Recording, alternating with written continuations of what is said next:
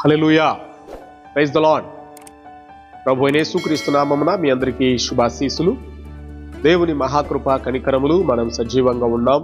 అది దేవుని యొక్క మహిమ, ఆయన యొక్క జాలి కనికరములు.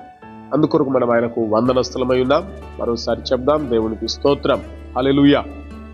ఈరోజు కొరకైన వాక్యాన్ని మనం ధ్యానం చేద్దాం.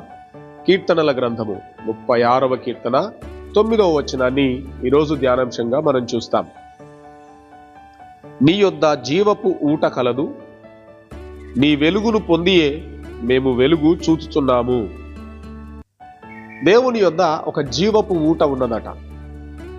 మనం బ్రతకడానికి కావలసినటువంటిది జీవం, లైఫ్. మన శరీరంలో, మన రక్తంలో జీవం ఉంటుంది. మన దేహంలో జీవం ఉన్నది, ప్రాణం అంటాం దాన్ని. అది లేకపోతే మనం బ్రతకలేం. అది మనల్ని చలింప చేస్తుంది. ఈ యొక్క శరీరము ప్రాణముతో ఉండుటకు కారణమవుతుంది. అయితే దేవుని ఎదుట జీవపు ఊట ఉన్నదంట. కొన్నిసార్లు మనం జీవంలోనికి బలహీనమవుతాం. మన ప్రాణాలు, దేహాలు బలహీనమవుతూ ఉంటాయి.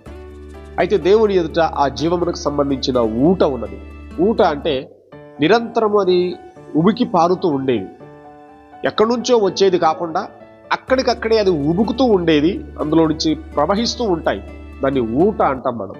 అయితే దేవుని ఎదుట జీవపు ఊట ఉన్నది. అంటే మన అనుదిన జీవితానికి కావలసినటువంటి అనుదిన జీవన మనుగడ, మన జీవన ప్రమాణం, మన జీవన ప్రయాణం, మన జీవిత మనుగడలు ఆయన జీవపు నిధిలో ఆ ఉబుకుచున్నటువంటి ఊటలో నుంచి మనకు ప్రవహిస్తాయి. అంతేకాకుండా ఆయన వెలుగు ద్వారా మన జీవితాలు వెలుగుమయమవుతాయని వాక్యం తెలియచేస్తుంది. ఈ వెలుగు, ఈ జీవము, ఇవన్నీ కూడా మన దేహములోని ప్రాణమునకు సూచనగా తెలియచేయబడతాయి. మన ఆత్మను ఒక వెలుగుగా చాలా చోట్ల వర్ణించబడింది. సో కాబట్టి ఆ వెలుగు మన జీవితాన్ని వెలిగిస్తుంది, మన ఆత్మను వెలిగిస్తుంది. తద్వారా మంచి ఆలోచనలు, సత్ప్రవర్తన, శ్రేష్టమైన బుద్ధి, సరి అయినటువంటి ఆలోచన విధానం, మంచి జీవిత అలవాట్లు, మంచి ప్రయత్నాలు, మంచి ప్రయోగాలు, ఇవన్నీ చేయుట కొరకై ఆయన వెలుగు మనల్ని వెలుగుగా చేస్తుంది. కాబట్టి ఈరోజు ఆ వెలుగైనటువంటి దేవుణ్ణి, ఆ జీవపు ఊట కలిగినటువంటి దేవుణ్ణి ఆశ్రయించి మనం కూడా జీవమును బలపరుచుకుందాం. వెలుగుతో మన జీవితాల్ని వెలుగుమయం చేసుకుందాం. అతి కృప దేవుడు మనకు దయచేయునుగాక. మహోన్నతుడమైన మా తండ్రి, నీకు వందనాలు. జీవపు ఊటమైన దేవా, వెలుగుమైన మా తండ్రి, నీకు స్తోత్రం. మీ జీవపు ఊటలో నుంచి ఇదిగో ఈ ప్రార్థనలో ఏకీభవిస్తున్న ప్రతి ఒక్కరి జీవితంలో మీ జీవము దయచేయండి. జీవపు ఊటగా వారిని సిద్ధపరచండి.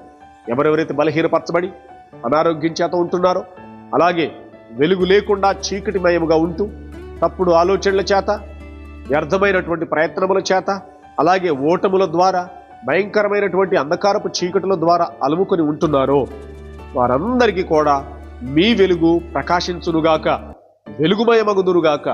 వారి జీవితాలు, బ్రతుకులు, ప్రయత్నాలు, ఆలోచనలు, అలవాట్లు అవన్నీ కూడా వెలుగుగా మార్చబడి ప్రకాశిస్తూ వారి జీవితం నూతనమయ్యేటట్లుగా అనుగ్రహించండి.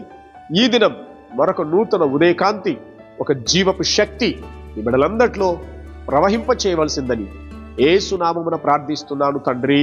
ఆమెన్.